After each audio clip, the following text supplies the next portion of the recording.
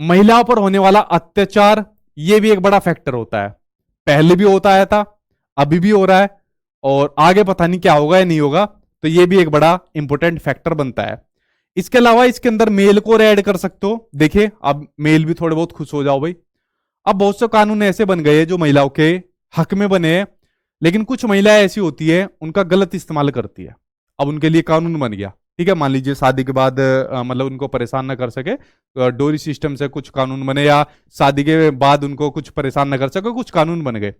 लेकिन बहुत सी महिलाएं उनका गलत मिसयूज करती है, और जो लड़के वाले होते हैं उनको गलत फंसाने के लिए यूज करती है, ठीक है, बहुत सी कुछ करती है ऐसी महिलाएं। तो यहाँ पर जो मेल पक्ष होता है ना, फिर वो परेशान रहते हैं, तो फिर उनके साथ दिक्कत आती है, ठीक, तो फिर वो फंस जाते हैं। तो यहाँ पर अत्याचार महिलाओं के साथ नो डाउट पहले होया, ठीक है, उसके बाद अभी भी हो रहा है, लेकिन उसके साथ में कुछ मेल के साथ भी दिक्कत आती है। तो यहाँ पर ये बात नहीं हो रही है कि जो जेंडर है ना वो खाली फीमेल के साथ ही समस्या बनी हुई है।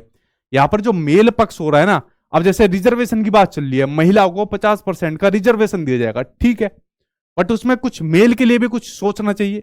या तो आप जॉब निकालिए समय पर, फिर मेल कहां पर जाएगा, तो मेल को भी कुछ सहूलियत मिलनी चाहिए वहां पर। या तो आप टाइम पर जॉब निकालिए, या उसके लिए भी कुछ ना कुछ आप ऐसी सहूलियत दीजिए, ठीक है। तो फीमेल को कुछ दीजिए, उससे कोई परेशानी नहीं है, बट आपको महिलाओं के लिए भी कुछ ना कुछ, आपको मेल के लिए भी कुछ ना कुछ आपको रखना पड़ेगा। अब मेल खुश हो जाएंगे, अब आ गया भाई हमारी साइड में, ठीक है। तो यहां पर दोनों ही जेंडर या तीनों ही जेंडर को आपको इक्वली रखना है, और आपको कोई किसी प्रकार का बाइस नहीं रखना है।